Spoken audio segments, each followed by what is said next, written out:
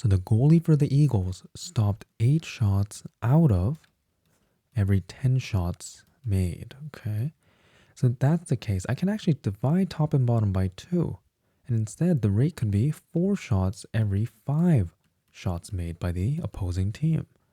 Okay, so that means, right, if the Hawks team has on average, right, 15 shots every game. If I multiply top and bottom by 3, this means that for A, right, the Eagles goalie can block 4 times 3, which is 12 shots out of the 15 shots the Hawks team can shoot. So this is the shots blocked, and this is the shots by the Hawks. Okay. And now if the Hawks plays the Eagles 5 times during the season, so plays 5 times, and if the Hawks rate of shots per game continues, so 15 shots per game, right? How many shots can they expect to get against the Eagles during the season? Now, this is slightly different because we know how many shots can be blocked, right? So we know from A that in one game, right, 15 shots is per game. So when they shoot 15 shots, 12 shots will be blocked.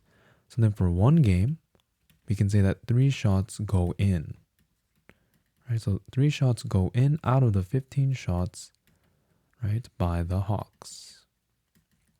Okay, and if we play them, or if the Hawks play them 5 times, all I have to do is multiply top and bottom by 5, right? Because if this is 15 shots per game, that means they'll have 15 times 5 shots per 1 times 5 games, okay?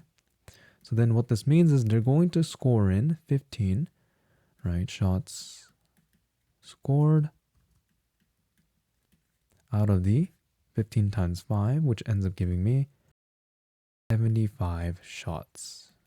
Okay, and now for C, how many goals can the Hawks expect to set against the Eagles during the season? What this means is, right, we know that 5 games against the Eagles means the entire season, right? And we know that the Hawks can shoot in total 75 shots, right? But here we calculated that out of the 75 shots, right, made during the entire season, only 15 shots were scored in.